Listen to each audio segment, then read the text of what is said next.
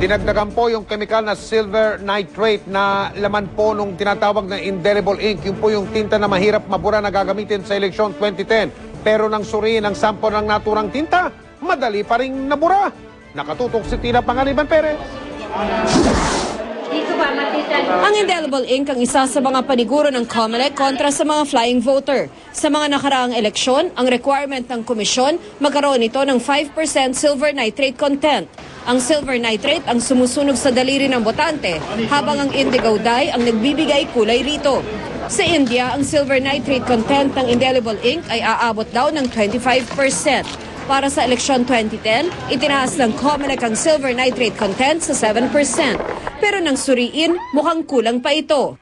Yung unang testing po, hindi lumabas yung pagkaitim. It took some time. Kasi kung hindi lalabas ka agad after hours, baka bumoto uli yun. Hindi rin daw tumatagal ang kulay.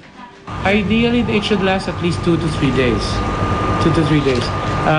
But the thing is, a lot of people have figured out, I guess, that if you get it wet with acetone right away, kuminsan madaling matanggal yung stain.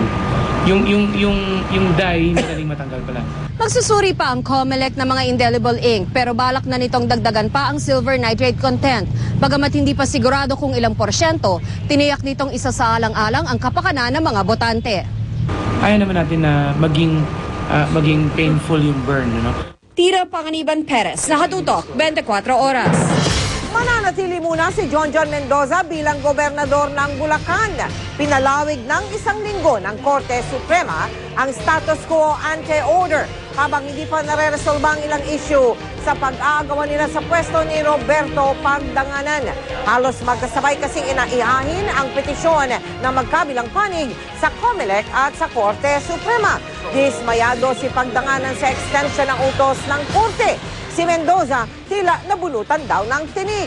Nananatili namang kalmadong sitwasyon sa Kapitolyo ng Bulacan. Chika Minute! Balitang Hollywood tayo, hiwalay na si Kate Winslet sa mister niyang si Sam Mendes.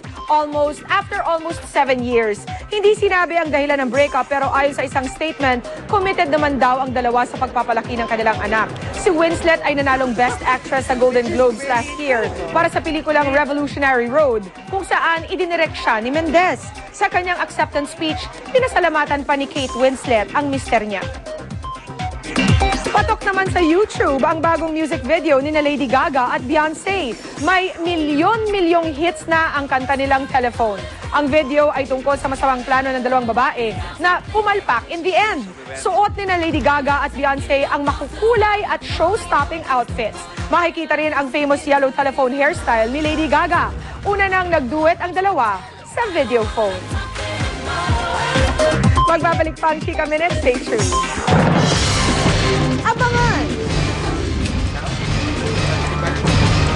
Singkama sa Ilocos Sur, mahigit 23 kilo ang timbang. Exclusive. Paniningil ng graduation fee sa isang eskwelahan sa Alfonso sa Cavite inireklamo.